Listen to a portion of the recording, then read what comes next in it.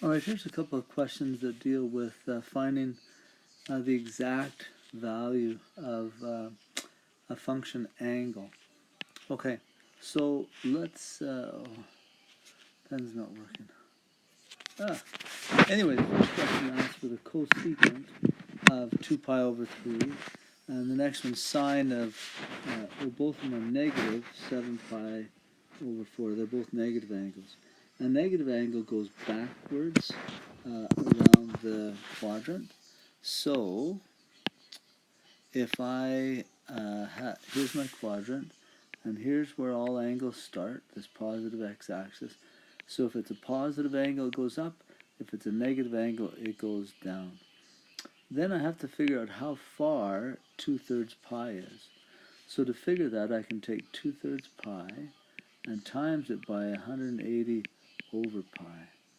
So the pi's cancel out. I think that's 120 degrees. So 120 degrees, and I want to know how close it is to the nearest x-axis. 128, oh no, that's positive. It can't be that way. It has to be negative. So it goes down this way to about there, I think. So that angle there is 120 degrees to go all the way to there. And then what I'm looking for really is what angle is left to make it to 180. So 180 minus 120 would be 60 degrees. So, and when they're looking for the exact value, they're looking from that chart that we did, sine, cosine, tan of 30, 45, and 60, and they want to know which value, and just sort of pick out one of the numbers that were on there.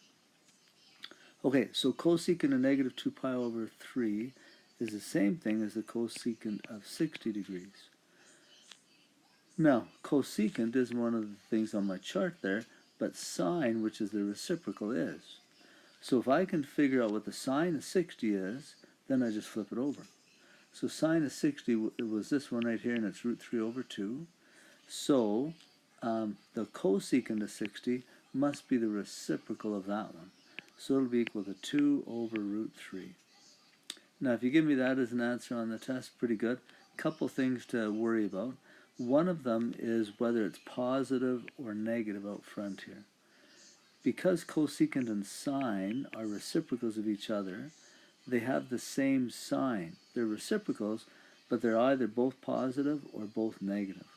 In this quadrant here, since sine is negative as you go down, or since y is negative as you go down, sine and y go together, so this would be a negative 2 root 3.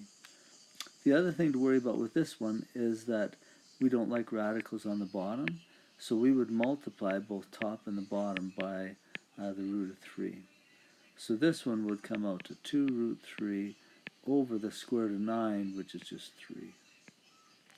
Here's a similar one, sine of negative 7 pi over 4. Let's do that one. Have to figure out where it is. To do that, let's figure out what this angle is in degrees.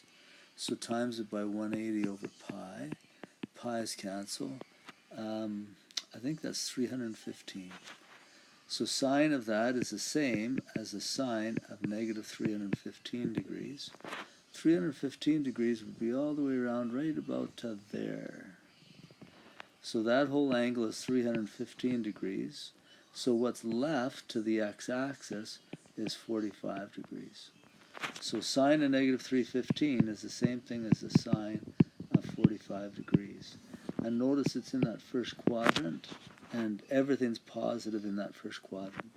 So now, again, I can go up to my sine, my chart right there, figure out whatever the sine of 45 is, and that one is root 2 over 2. Hopefully that helps you with the exact value questions.